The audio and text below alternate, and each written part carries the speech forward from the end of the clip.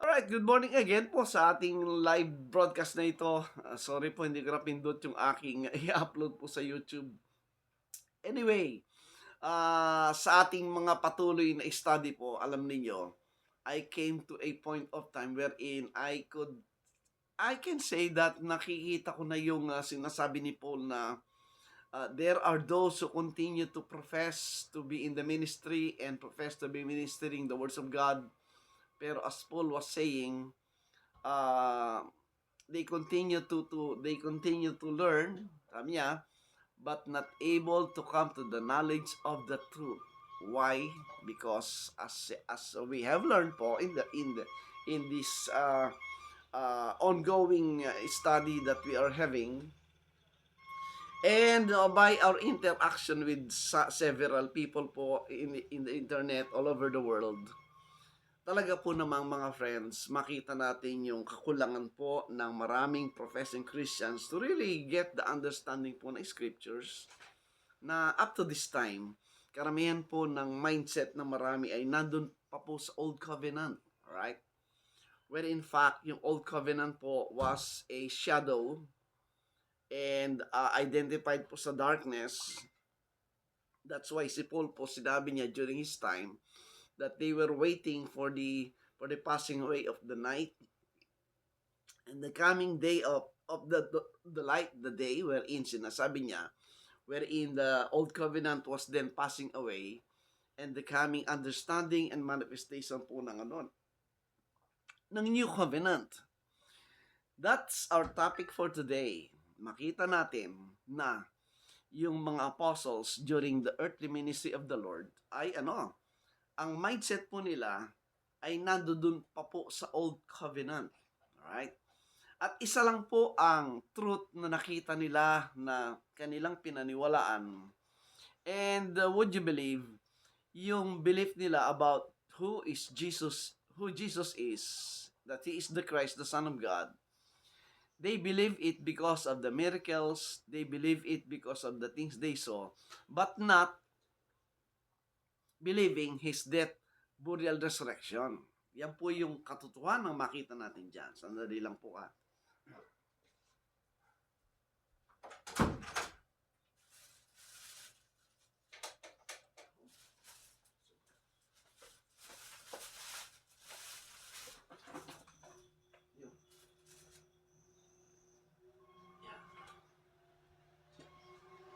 Umaaraw na kasi po dito ngayon, mataas na yung araw kaya medyo umiinit na, binuksan ko electric fan. Alright, so,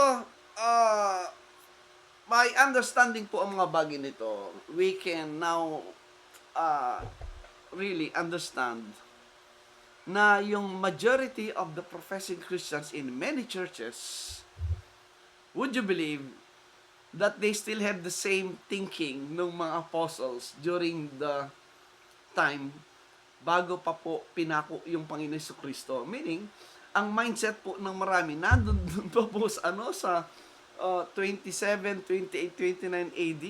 Yan ang problem. Merong yung ilang nakaalpas po sa mindset ng mga apostles after the cross, pero still, they were clouded and shadowed pa rin po ng Old Covenant. And I will try to show this today po. So before that, let's open po sa prayer. Ama, maraming salamat sa biyaya, sa patuloy na buhay na pinagkaloob niyo sa amin. And for this great opportunity na magkaroon kami ng kalusugan, magkaroon ng provision to maintain and to perform this this opportunity na makapagpahayag sa buong mundo, to at least these little boys ay maging present po sa mundong ito, that there are some who can at least makita, marinig, and mabubuksan po kanilang isipan, Panginoon, and to help them to be liberated from the religious mindset po that is ongoing in this world. And I hope gamitin niyo po kami, gamitin niyo ang inyong lingkod, ang ilang sa mga taong namulat na sa katotohanan, na maging instrumento, Panginoon, ng katotohanan ito, that sooner in this time period na aming ginagalawan, ay maunawaan, maibalik po ang katotohanan ng nais mong makita ng mundo. Sa iyong biyaya at pag-ibig, amin po hinihiling ang bagay nito sa pangalan ng Panginoon Jesus. Amen. Alright. So, good morning po thank you. Good morning po kay Pastor Boyet for watching po. Alright, so sa ating pong study mga friends, you will realize that during the time po ng ministry ng Panginoon Kristo sa kanyang earthly ministry from 27 AD before His crucifixion ng 30 AD, and by the way po, yung date po natin yan mga friends, that date of 27 wherein He started po yung kanyang ministry at age 30, and then sa cross po when He was crucified, exactly, He was 33 years old. Pag kayo po yung nag-compute mga friends, taking the date of birth of Jesus Christ together with the historical facts po kung kailan pinanganak ang Kristo, ay makikita po natin yung date na ito ay very close, kung hindi man perfect, and that is very close. So, during that period po, ang mga apostles po talaga hindi po naintindihan yung mga pronouncement ng ating Panginoong Hesukristo. Why? Basahin po ninyo sa Proverbs 16:25, makita nyo po doon. Naku, nawala. Nakita po natin doon. Na kanyang binanggit at sinasabi po sa mga apostles. Sorry po, nawala. Okay, ulitin ko. That during po sa kanyang earthly ministry, when I say earthly ministry, ay yung ministry po niya for 3 years sa Israel before the crucifixion. At sa kanya pong crucifixion at that time, ang bawat sinasabi ng Panginoon, He was talking about the ministration po ng ng New Covenant heavenly truth.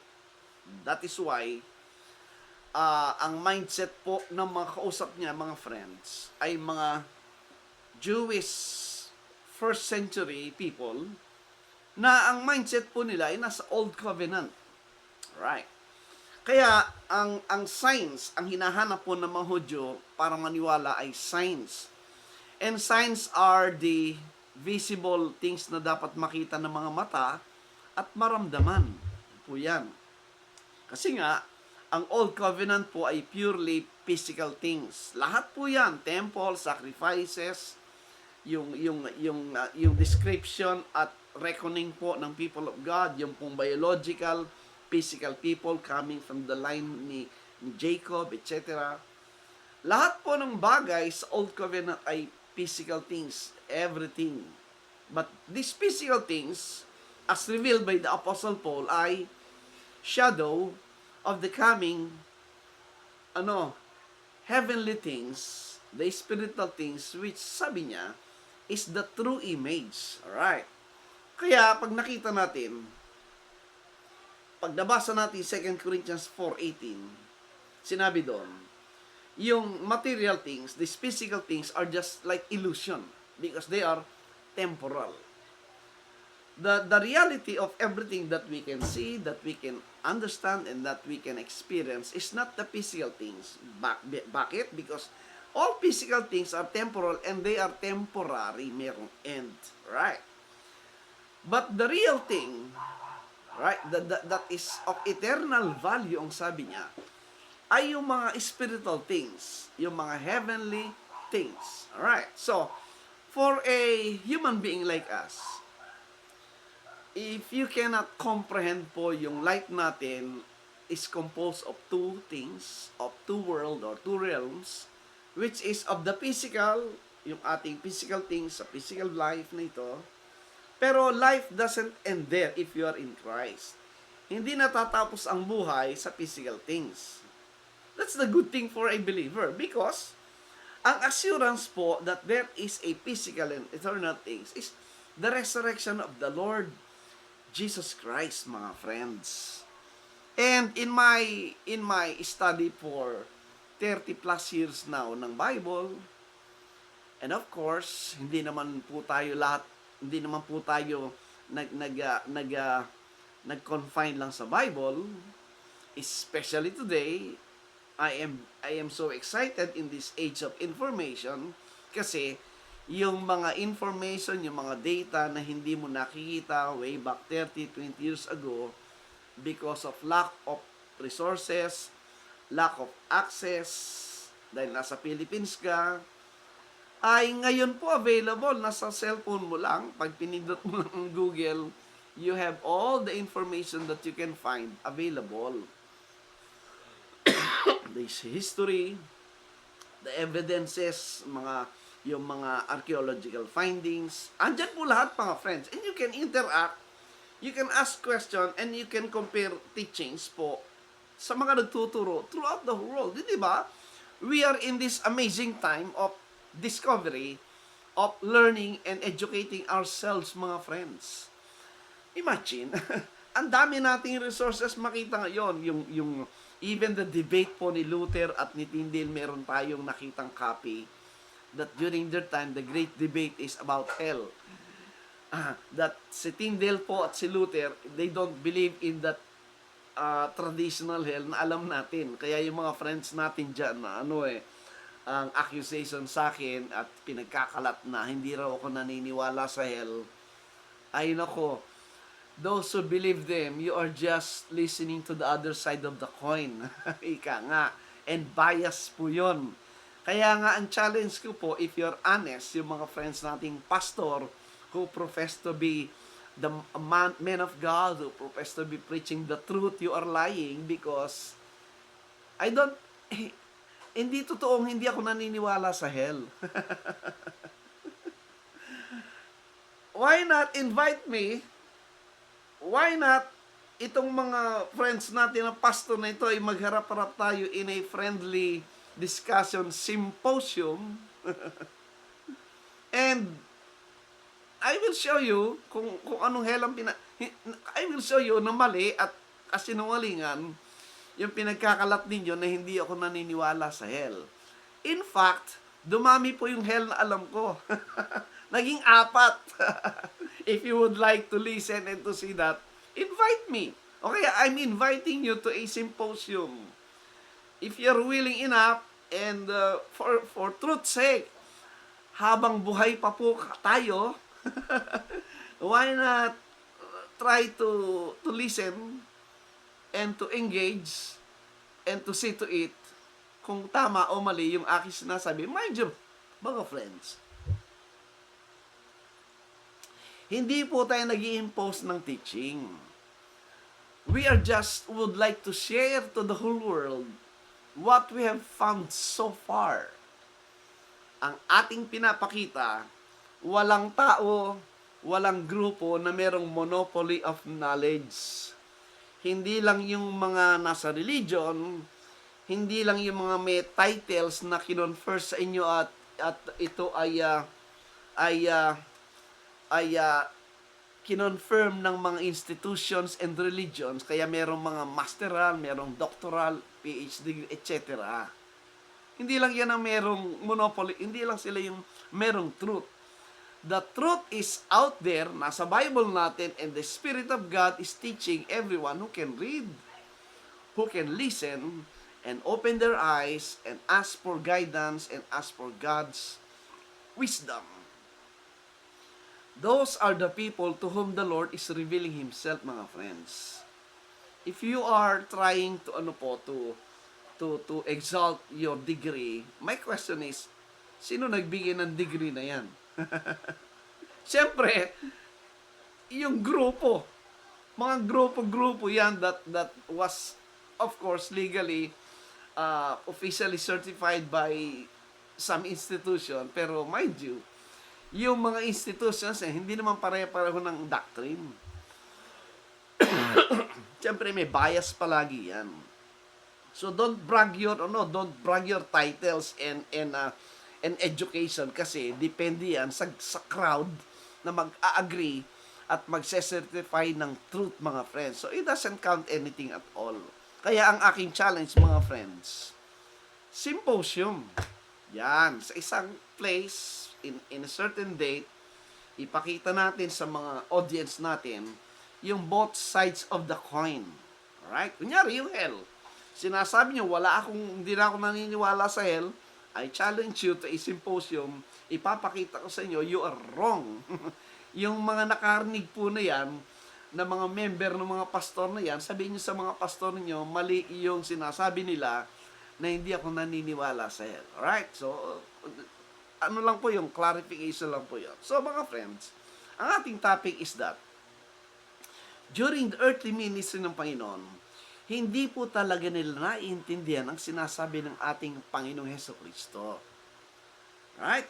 Pinakita ko last time, in John chapter 6, he was talking about, and mind you po, pag nagbabasa po tayo ng Bible, palagi ilagay natin sa ating mind na ang kausap ng Panginoon dyan primarily ay yung mga Hudyo at yung mga, specifically, yung mga Jews po doon sa first century, yung mga nakikinig, yung mga nabubuhay during the time the Lord was speaking, and by the time na isinulat po yung ating Bible, yung ating New Testament. Tandaan po niyo yun.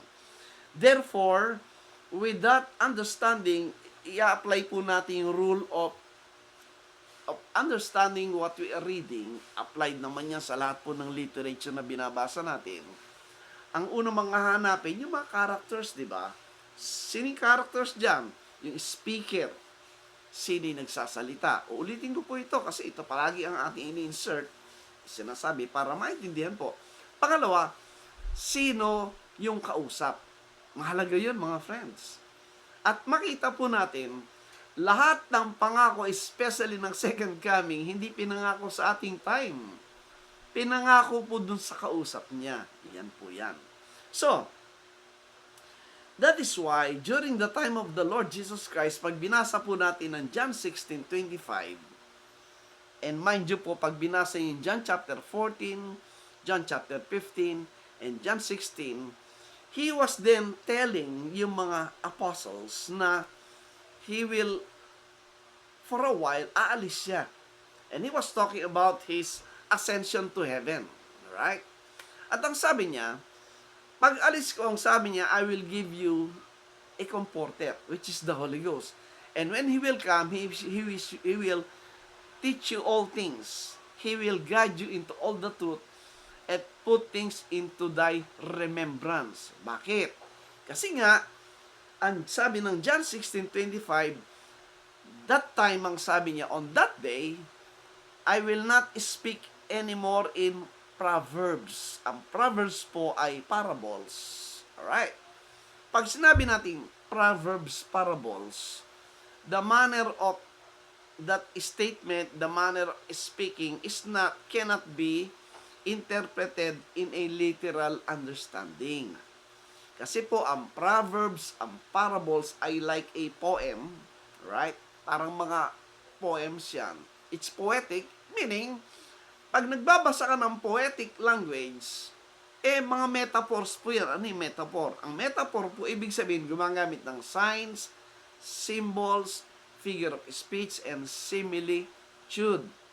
Using po yung illustration ng physical things, pero ang tunay na mensahe ay hindi po physical, kundi there is a spiritual application kung anong sinasabi ng Panginoon. Just like in John chapter 6, if you are familiar with that, the Lord mentioned, the Lord Jesus Christ was relating to them yung experience nila as a nation when they went out of Egypt. And at the time, sila'y pinakain ng Diyos by means of manna na bumabagsak mula sa heaven. And that's a literal bread, sabi niya. And when the Lord po used that illustration and used that in His discussion of Himself, in-apply po niya yung physical bread that came from heaven. Why? Because yung audience po niya ay familiar doon. Mind you po, every time you read something in the scriptures and God was using an event, ay palagi yung kausap po niya ay familiar doon. Tayo po, wala tayong alam doon because we didn't experience that. Ngayon lang po natin nalalaman yan when we study the Bible. Pero yung kausap po ng Panginoon ay alam yung sinasabi niya in the physical sense kasi experience po ng Israel by history. Ganon din po yung word na Gehenna. Right? In the Greek sense, ang Gehenna po, doon po tinranslate yung salitang hell. Right. Kaya lang, the Greek word, pag nakita mo yung Gehenna, ano yung Gehenna? Yun po yung underlying Greek word ng hell. Every time you will read the word hell connected with fire, ang Greek underlying word po ay Gehenna. Yan. And yung audience po niya, pag nabasa at narin yung Gehenna, alam nila kung ano yun. Why? Because that is their history. In fact, that is the main cause of the destruction of the first temple, Jerusalem, because yung mga Jewish at the time, especially in the time of Solomon, they started to worship idols by sacrificing children, mga batang babae at lalaki, doon sa labas ng Jerusalem. Gehenna, in the Greek word, and in the English word po, Gehenna means Ge, valley, yung Henna is Hinnom. It was a place sa labas po ng Jerusalem, nang tawag po ay Valley of Hinnom. Yung lugar po na yon ay natatanaw mula sa gate po ng temple o ng Jerusalem. At doon po sa labas doon sila nag-o-offer doon sa isang malaking rebulto ni Moloch na mga bata sinusunog sa kamay. And that's the very reason why why the Lord destroyed po yung first temple Jerusalem. That's historical po yan. By 586 BC, it was destroyed as prophesied po by the prophet of Jeremiah. You can read Jeremiah 7, Jeremiah 19. He was talking about that event na sinusunog po ng buhay yung batang babae at batang lalaki habang tumutunog ng drums para hindi marinig yung iyak po ng mga bata. So therefore, every time you read the word hell connected with fire, hindi nyo ba alam, it was only mentioned 12 times in the New Testament, 11 times by the Lord, and once by James, at parehong pinatutungkulan, ang audience po nila walang iba, kundi yung mga Hudyo during the first century. Yung hellfire po, hindi po yan applied at concern po sino man. Yun po exclusively preached sa mga Hudyo during the first century because of the incoming judgment ng pagsusunog po ng Jerusalem. That's the context, my friend. Anong ginagawa ng maraming pastor, kukunin yung hell na may fire, ina-apply out of context, violating the rule of interpretation na dapat tingnan mo yung context, sino nagsasalita, sino yung kausap. And that has been going on for several thousand, if not hundreds of years. Bakit? Because it was used po to control upang magtanim ng takot sa mga tao, both by religion and by kingdoms. Yan po ang totoo dyan, mga friend, historically. Kaya kung naniniwala pa rin po kayo sa hellfire, na kung saan mayroong eternal conscious torment ng so-called soul, you are living in a dream world. Yun po ay tinatawag nating Disneyland at Disneyland teaching. It's all comical. In fact, yung po ang dahilan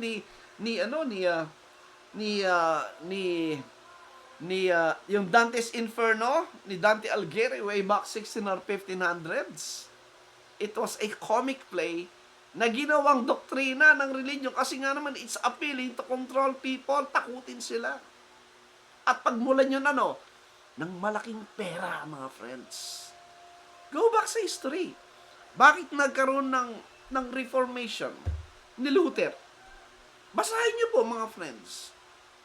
It was because of the preaching ni Tetzel na nanakot ng purgatory, ng hell, at nagbebenta ng indulgence.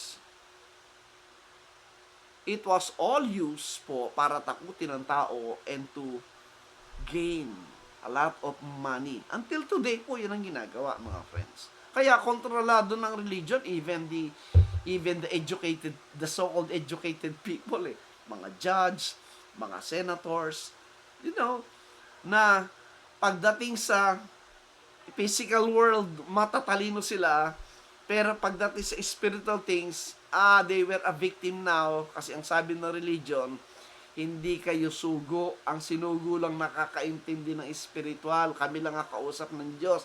Kaya yung spiritual, hayaan nyo na sa amin. Magpakasasa na lang kayo sa spiritual as sa physical. Maghari kayo sa mundo. Pero kontrolado sila ng religion kasi takot silang ma-excommunicate.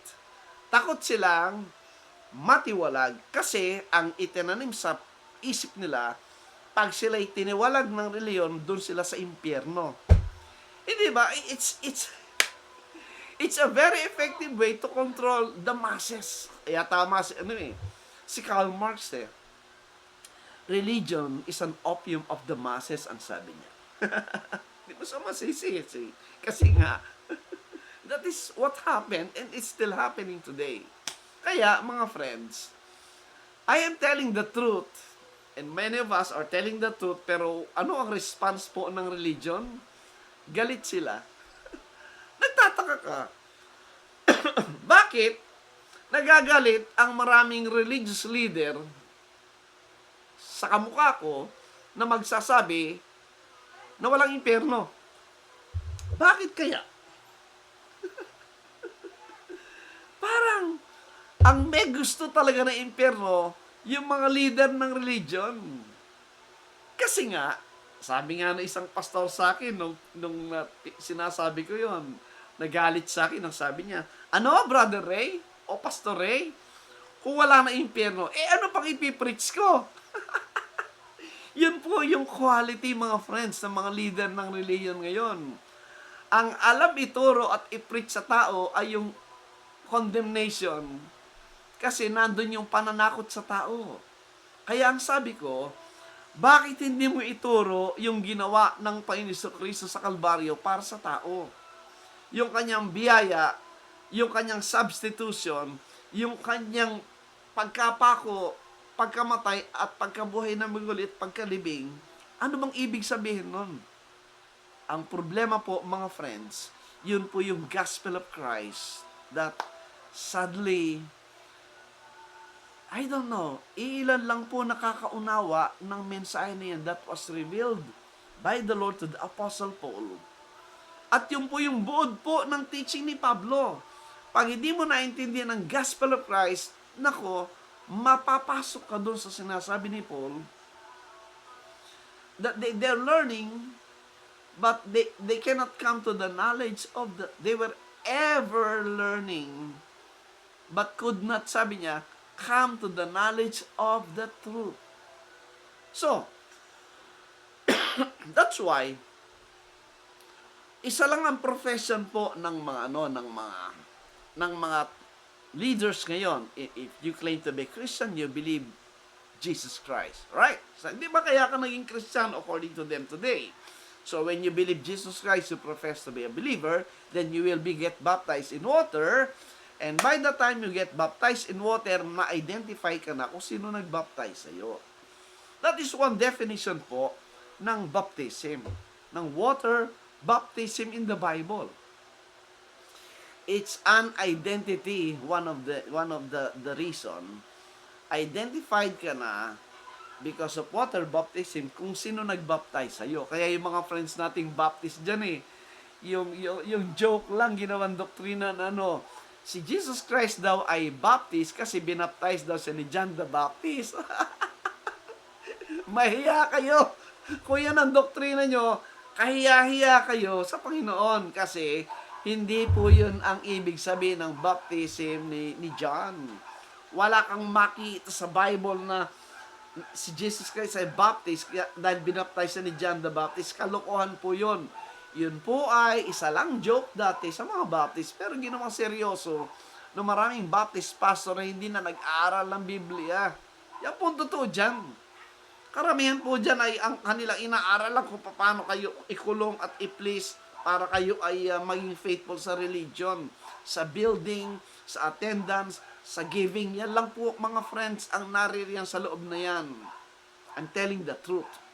Alright? Ngayon, with that thing, ang sabi ng Panginoon, on that day, I will no more speak to you in Proverbs. On the day of what? On the day that when he ascended up on high and the Spirit comes.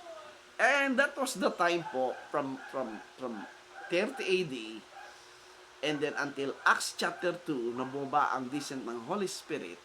And within that period po ng Panginoon ay nag-resurrect, umakyat at nagpakita muli sa kanila, ay ano po, ay nagturo ang Panginoon at ang evidence na hindi po talaga naintindihan.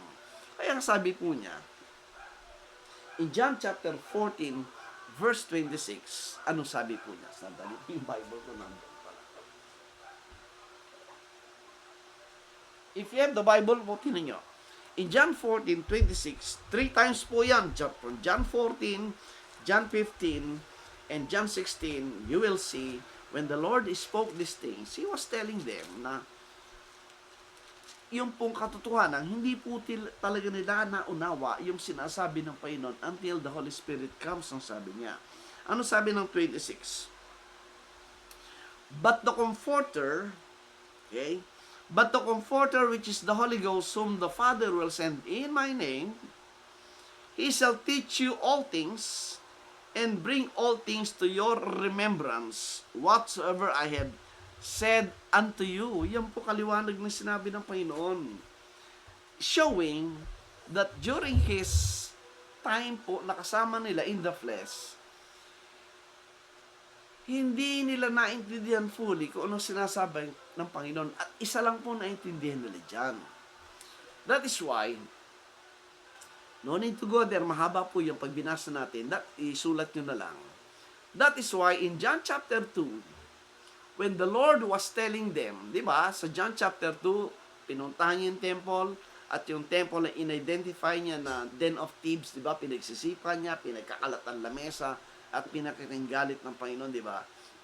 And at the time, yung physical temple sa Jerusalem is not anymore kinikilalang ng Panginoon, temple of God. Naging tawag na lang po ng mga tao yun. But in fact, ang sabi ng Panginoon, that is already what? Den of thieves. And from that time, sinabi niya, destroy this temple and in 3 days I will raise it up. Yung kausap niya, hindi maintindihan.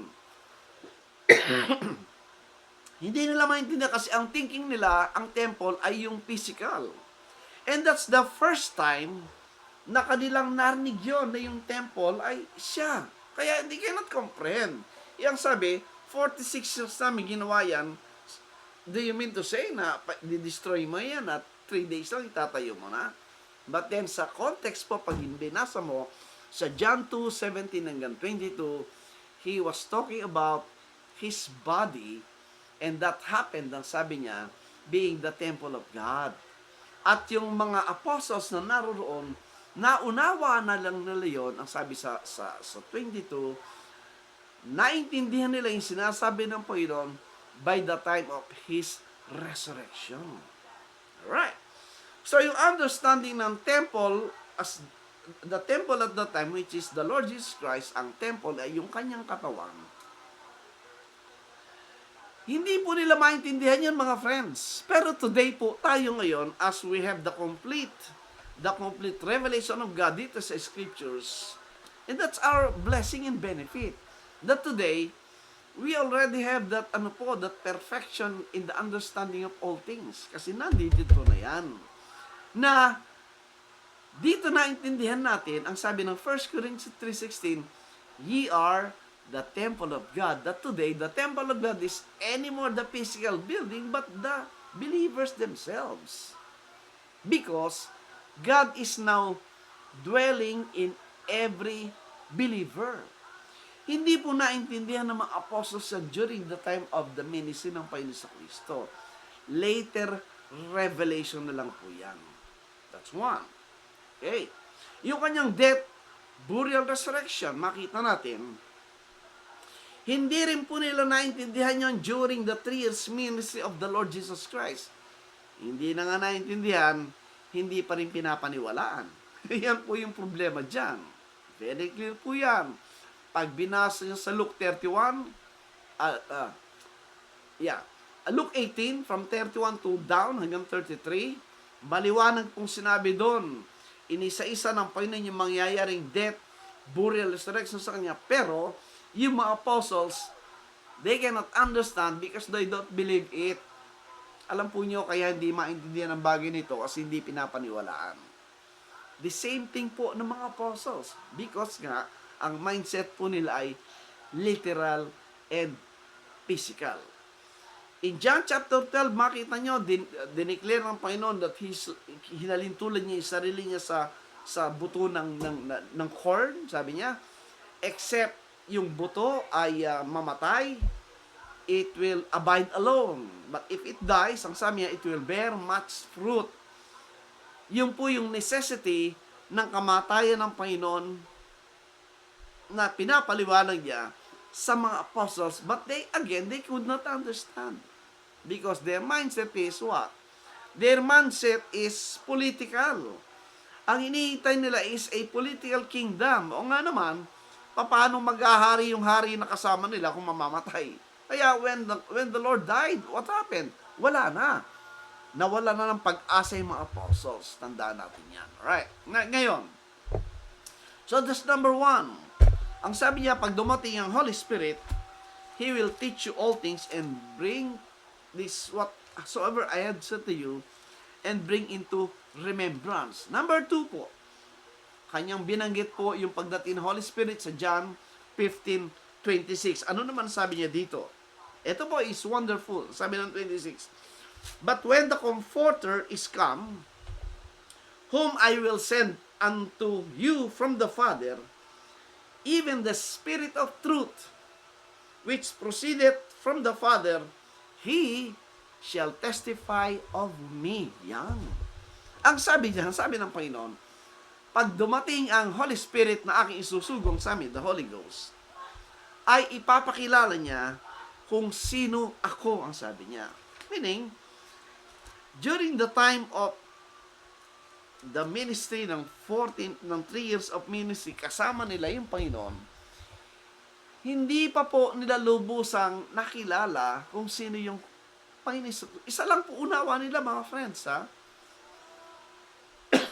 Na yung Hesukristo ay yung Kristo at Son of God, which is the question throughout the 3 years ministry ng Panginoon. Yung po yung pinagtatalunan ng mga Hudyo, ng mga Pariseo, ng mga Saduseo, ng mga leader po ng Jewish religion at the time. Yun ang kontensyon. Hindi nila mapaniwalaan at matanggap na yung Hesukristo sa yung Son of God. Kaya, anong sabi ng Panginoon? Di ba? In Matthew 16, meron siyang binanggit at yung prevailing na usapan during His time. Anong usapan regarding Jesus Christ at that time? Ito po. Sa Matthew 16, ang pinag-uusapan ito. Matthew 16, verse 13. Right. When Jesus came into the coast of Caesarea Philippi, He asked His disciples, saying, Who do men say that I, the Son of Man, am? Sabi niya, ano bang chinichika ng mga tao dyan? Parang gano'n, pinaparaphrase ko po para hindi tayo maging boring. Ang sagot ng mga apostles, and they said, some say that thou art John the Baptist, some say Elijah, and others Jeremiah, or one of the prophets. Ang marites, paraphrase po ako sa language natin, sabi niya, ang chismis tungkol sa iyo, ikaw daw si John the Baptist, ikaw daw si Elijah, ikaw si Jeremiah. So, ano ibig sabihin? Yung pinag-uusapan sa paligid ng Panginoon during His lifetime ay ang pinag-uusapan ng mga tao, sino si Jesus? Right. At ang ginawa ng Panginoon, dahil narinig nga yung chismis, ang tinanong niya sa verse 15, ito yung maganda. And He said unto them, but whom say ye that I am? Sabi ng kayo. Sabi kasi na iba, ito kasi John the Baptist, Elijah, at maaari ikaw si Jeremiah. Kayo, sabi ng Panginoon, sino ako sa iyo? Alright? Isa lang po yung sumagot sa John 6, sa verse 16. Ano sagot? At sino? And Simon Peter answered and said, Thou art the Christ, the Son of the living God. Yan po.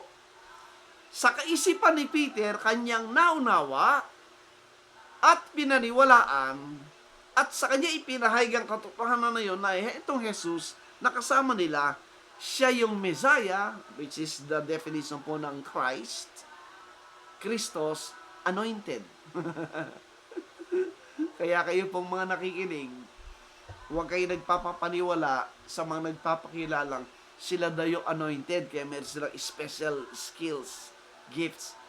It's a big, big lie. Lahat po ng Kristiyano, if you are in Christ, you are anointed. Daming sinungaling po sa ministry, magkapera lang at maitaas ang sarili nila. Dinadaya yung mga walang muwang na mga mananampalataya. Mag-aral po kayo ng Biblia para hindi kayo naloloko ng mga leader. Tapos na po yung ganong mindset na yung leader lang nakakaintindi ng Biblia. It was already destroyed by the Lord Jesus Christ by the destruction of the temple noong 70 AD. Hindi na confine po yung truth sa ilan. Ang priesthood, ang anointing ay nasa lahat na po ng mananampalataya. Question lang, bakit wala kayong appetite to study the Word? Bakit wala kayong appetite to learn? It's a big question mark. Alright, yan sabi. So, sinabi ni Peter yon. Anong sabi ng Panginoon sa 17? And Jesus answered and said unto him, Blessed art thou, Simon Bar-Jonah, for flesh and blood hath not revealed it unto thee, but my Father which is in heaven. Yan po yan. Ano ibig sabihin? Ang isang taong na kay Kristo, binibigyan sa ng unawa ng Ama, ang sabi niya. Ang unang manifestation po na ikaw ay na kay Kristo, naintindihan mo, naunawaan mo kung ano yung dapat mong paniwalaan kay Jesus Christ. And at this point, yung unawa ng revelation tungkol kang sino si Jesus ay binigay ng Ama ng Diyos kay Peter. At ipinaunawa yung katotohanan na tanda ninyo. Wala kang pwedeng matanggap na katotohanan sa sinabi ng Diyos kung hindi bubuksan ng Diyos, ng Ama, ang iyong unawa. At sino ang bubuksan ng unawa? E di siyempre, yung ang motibo, yung nasa isip at puso, hanapin ang katotohanan at kung sino talaga ang mga, at ano ang mga bagay ng katotohanan ng Diyos, regardless. Regardless of what? Religion, regardless of support, regardless of status, kasi pastor na ako, mataas ng katungkulan, kung di na pwede magpalit ng doktrina, you cannot. God will not reveal Himself to you, mga friends, because yung isip mo at yung puso mo nakapako sa physical considerations. Haven't you read and studied na yung Panginoon, if you read John 5, John chapter 6, ilan yung mga taong humahabol at naghahanap sa Panginoon? Di ba? 5,000 plus ang sabi doon. Why? Because ang nakita nila ay physical things. Ano yung sabi ng Panginoon? Hinahanap niyo ko, hindi dahil sa milagro, kundi sa nabusog kayo. At nung sinabi, nagturo ng Panginoon ng katotohanan, pag binasa mo, sa John chapter 6, pinakita niya yung bread, yung blood ay hindi physical, yung flesh and blood, hindi physical, kundi yung salita ng Diyos, at hindi physical nakakainin nila para mabusog sila, kundi paniniwalaan nila sa isip nila. Ayaw nila. Ano nangyari? Doon sa John 6:6, ang gandang number. At ang mga rami na yon ay lumayo kay Kristo. Kaya ang sabi niya, sa natira, alam niyo ba kung ilang natira sa 5,000? Basahin niyo nandun. 12. Sabi na, kayo rin ba alis, ang sabi niya sa 12? Mabuti na lang si Peter, kamukha ng marami sa atin na iba nakakita ng katotohanan, sabi niya, saan pa kami pupunta? Nasa sa iyong salita ng katotohanan. Imagine, yan po ang kinatatakutan ng maraming leader ng relihiyon. Iwanan sila ng miyembro nila dahil sa magsasabi sila ng katotohanan. Pero yung Panginoon, hindi.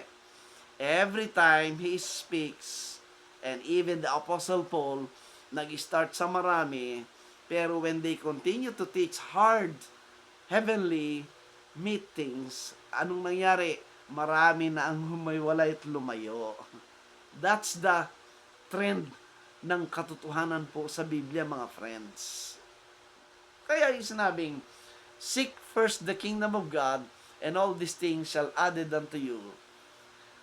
Masarap pakinggan, pero in reality, it takes courage, it takes honesty, it takes yung decision mo para mamili which one is of eternal and which one is of physical value. For us people, hindi natin ipagpapalit yung eternal and spiritual treasure na binigay ni Kristo kapalit ng physical things ng fame, pangalan, physical things ng building, physical things ng pera, physical things ng friendship, physical things ng organization wherein you have the praise of men, while these people na talagang nakasubsub sa pag-aaral ng salita ng Diyos, sinisiraan nila, tinataniman nila ng hate yung mga audience nila against the people na nagtuturo ng katotohanan. The same scenario, mga friends. Kaya, I learned to be alone with God.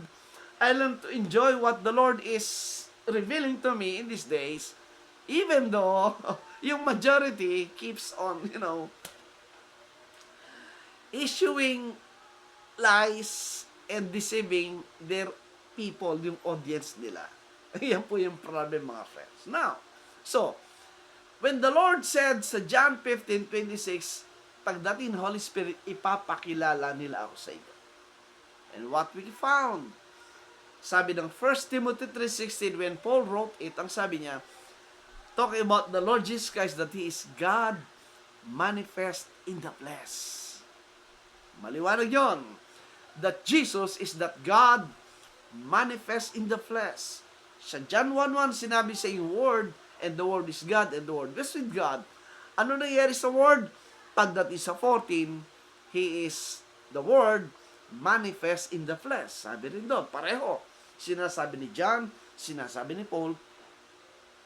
At si Thomas, nung napakita yung Panginoon sa kanya, ano sabi niya? My Lord and my God. Wow! At si Pablo, sa Acts chapter 9, nung nakita niya yung Panginoon, and mind you, nung nakita niya si Kristo sa Acts chapter 9, wala siyang nakitang physical, visible, bodily image. Anong nakita niya? Light. Kaya ano nangyari? Nabulag siya, di ba? At ang sabi doon, kanyang nakilala yung Kristo na si, yung Lord. At si Pablo po, very familiar siya sa Old Testament scriptures na pag sinabing Lord sa Deuteronomy 6:4, there is only one Lord, and that's God Himself.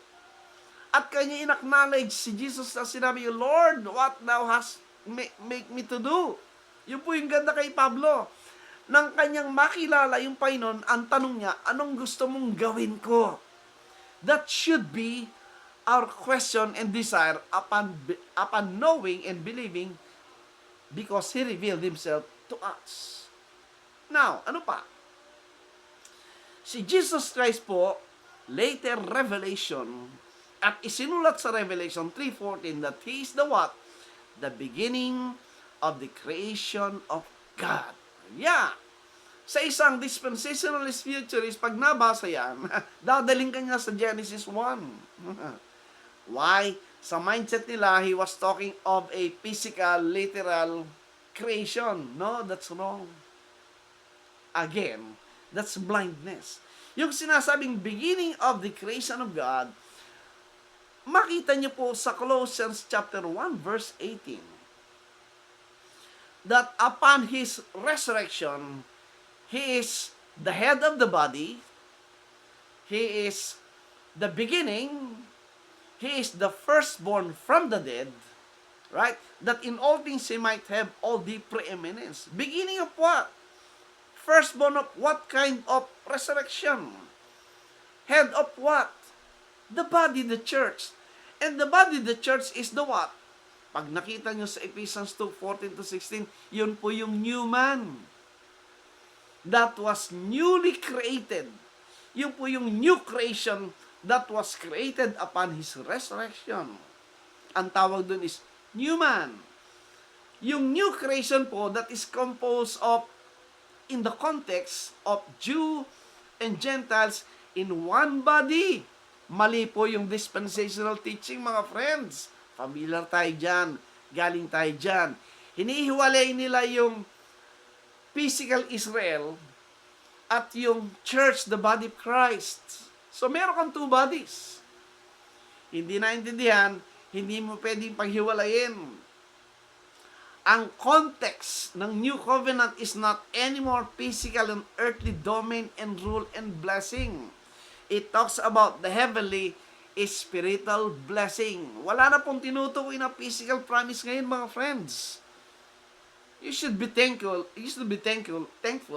if God is blessing you with the spiritual material at these days.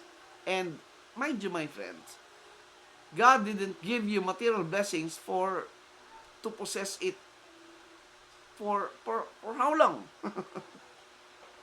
Fact is, namamatay tayo, nawawala yan, pero the spiritual things, the heavenly things, remain eternally. Kaya mamimili ka dyan eh. Therefore, if God bless us with material things, use it for the glory of God.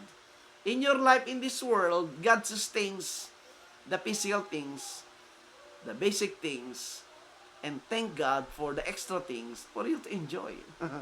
But the main thing na laman po ng New Covenant is heavenly and spiritual. So, pagdating ng Holy Ghost, ang sabi niya, ipapakilala yung Kristo, He is now revealed the beginning of the creation of God. He is in Colossians 1:18, the head, the firstborn, right? Yes, wala na special people. Good morning, Lee J. Thank you for watching. Sa aking misis, sa Bernie Dunga, maraming salamat sa inyo.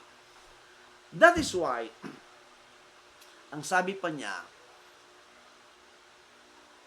many today, like the apostles in the earthly ministry, hindi naintindihan that the death and burial resurrection of Christ is the fulfillment of the creation of new creature. And this new creature po is composed of Jew and Gentile. Wala ng race. Wala ng gender. At yun po yung prophecy ni David. Kaya wrong po yung mga dispensationalists na nasabing yung mystery na na-reveal kay Paul ay wala sa Old Testament scriptures. That's very, very, very ignorant statement. Kasi, kinigat ko rin po dati yan. Now, ang sabi ng Colossians 1:15, para mag-gets nyo yung Revelation 3:14, that the Lord Jesus Christ is what? The firstborn of every creature. Right? Pag sinabing firstborn of every creature, sa yung source. Kaya nga sinabi sa Galatians 3:16 that He is the seed, definite article, the seed, hindi yung karamihang seed which speaks of the physical, biological Israel, but the seed which is Jesus Christ. At pag sinabing the seed, yun pong word seed, in the Greek sense po na underlying Greek word is sperma. At ang sperma po ay transliterated into English word na sperm. Pag sinabing sperm, yun po yung source of another genes of generation, another source of people. At si Jesus Christ, kaya sinabing the seed, the firstborn of every creature, kasi siya po yung pagbumulan ng bagong creation, ng new creation, ng new man. At sino yung new creatures? 2 Corinthians 5:17, ang sabi ni Pablo, those who are in Christ, if you are in Christ, you are a new creature. So, yung creation mo, if you're in Christ, hindi galing doon sa Genesis 1. Galing yan doon sa crucifixion, doon sa cross of Christ. Upon His resurrection, He brought in this new man. And everyone who believe the gospel is born with it, ang sabi ng 1 Corinthians 4:15, and that talks of the spiritual birth. Those who are born of the Spirit. Because yung new creation na sinasabi, it doesn't speak of the physical creation, mga friend, but it speak of a spiritual creation na nangyari upon His resurrection on the cross. And if you believe the gospel of Christ, you're now born and you now became a new creation. Yan po, mga friends. And lastly, number 3, this is last na po ito. It's already 9:30. Mag-overtime tayo ng at least 5 minutes. At yung number 3 po, tinan nyo, sa number 3, ang sabi sa John chapter 16. Alright. In the context of His coming, ito po mga friends, in John chapter 16, ang dami pong error talaga ng nakagisnan nating religion. In John chapter 16, ang sabi niya, sa verse, John 16, let me see, John 16, and in John 16, ang sabi sa John 16, verse 7, masabi ng 7, nevertheless, I tell you the truth, it is expedient for you that I go away, for if I go not away, the Comforter will not come unto you, but if I depart, I will send Him unto you. Right? When he ascended up on high, ang sabi niya, He will send the Holy Spirit. At anong gagawin? Sa verse 8, when the Holy Spirit come, He will reprove the world of sin, and of righteousness, and of judgment. This was po primarily addressed and fulfilled during the Acts period among the first century Jewish audience. Of sin, verse 9, because they believe not on me. Of righteousness, because I go to my Father, and of righteousness, because I go to my Father, and ye see me no more. Sinasabi po ng Panginoon, pag akyat nyo sa heaven, and that's Acts chapter 1, hindi nyo na ako muling makikita in the physical sense na nakita nila nung nagkatawang tao yung Kristo at nahawakan nila. Not anymore in that manner, mga friends. Sinabi na niya, John 16, verse 10, at ang sabi pa niya, of judgment, because the prince of the world is judged, the prince of the world.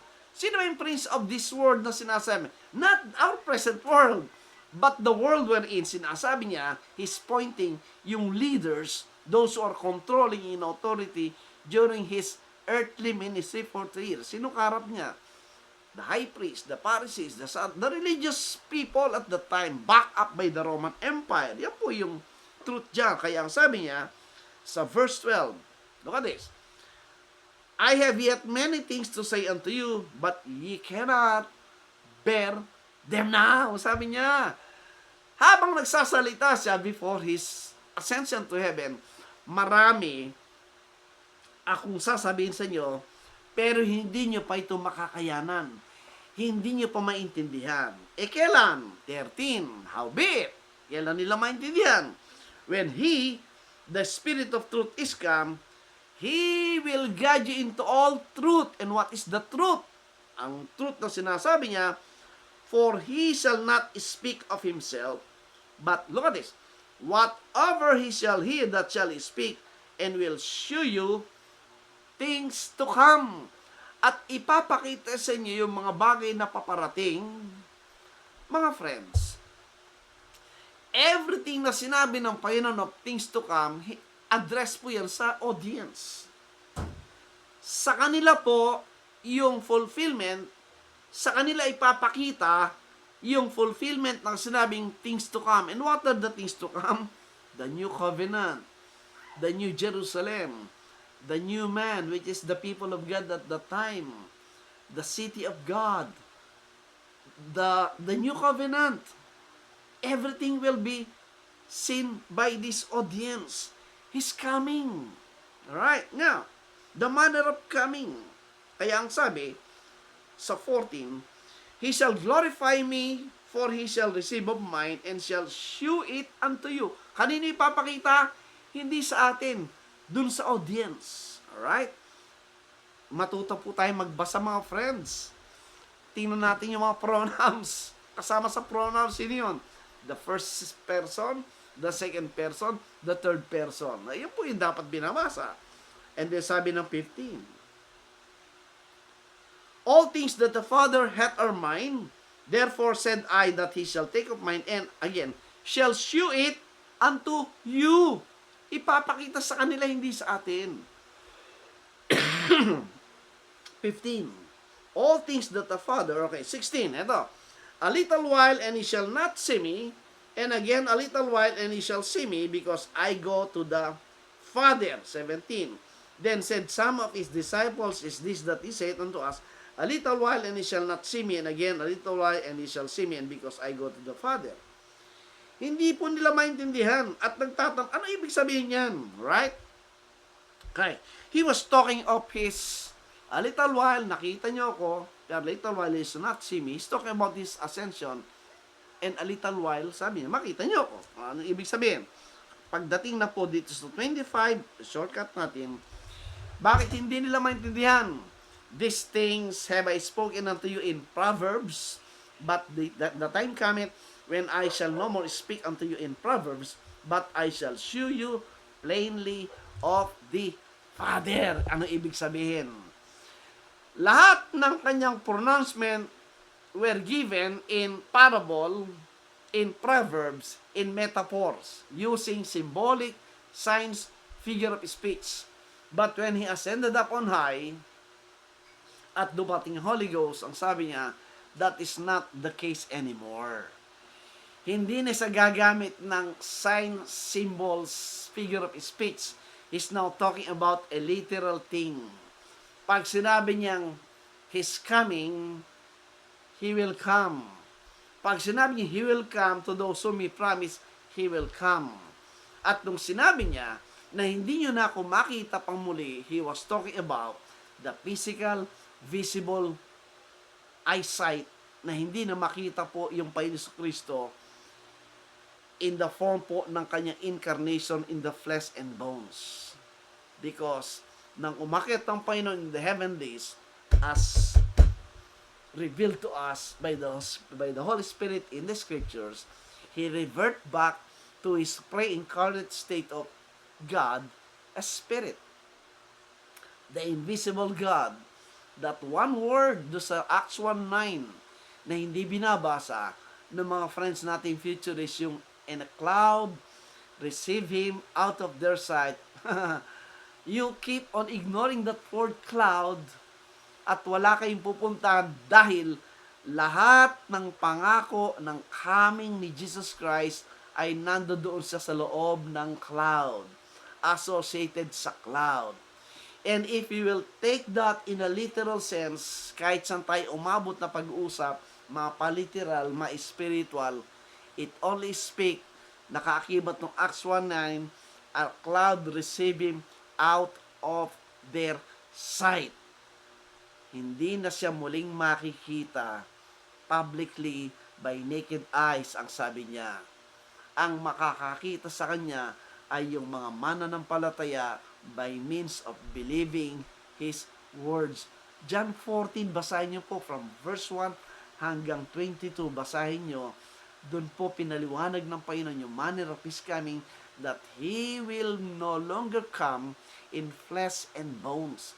He will no longer come having a physical, visible, bodily coming. And He will come, hindi po one time. He will be seen and will come individually, personally, to those people who love the truth, who love His words. At ang sabi sa John 14:23, I and my Father, if you love my words, we will come and abode with Him, ang sabi niya. Pansinin niyo po, individual. Hindi po siya grupo. Hindi siya wholesale. The truth of Christ na nakikita ng mga tao is in an individual, personal capacity and event in our lives. Today, He is being seen by some or many, and today, He is indwelling to that person who understand the gospel, believe the Lord Jesus Christ and His sacrifice on the cross, and make Him His Savior, believing 100% yung kanyang perfect sacrifice sa cross. Those are the people who have seen the Lord, and those are the people to whom God dwells today. At sila yung temple of God. The temple of God today is not anymore a building.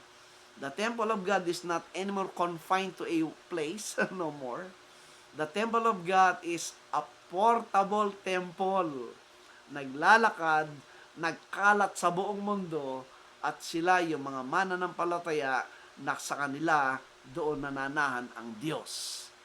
Pinakita ng Panginoon yan, tinuro sa John chapter 4. Before John chapter 4, pinakita niya sa kanyang sarili sa John chapter 2. And right after the cross and His resurrection and ascension to heaven, every believer now is the temple of God. Kaya sabi sa 1 Corinthians 3:16, know ye not that ye are the temple of God? At sa Ephesians 2:19 hanggang 22, pinaliwanag niya ang temple of God ay yung mananampalataya today, and they will be built as an habitation of God. That's why pag binasa mo yung Revelation 21:3, it's a fulfillment of John 14 verse 1 to 3, that God is dwelling among His people. Where God is, nandoon yung believers. At pag binasa mo yung 1 Thessalonians 4:17, the famous verse ng mga nagtuturo ng rapture, which is very error. It says, from verse 1 Thessalonians 4:15, 16, 17 talks about the Lord coming from heaven, descending from heaven, bababa siya. At pagbaba niya, yung believers is caught up in the clouds, ang sabi niya. Ano ibig sabihin? Yung physically, inakit sa langit? No.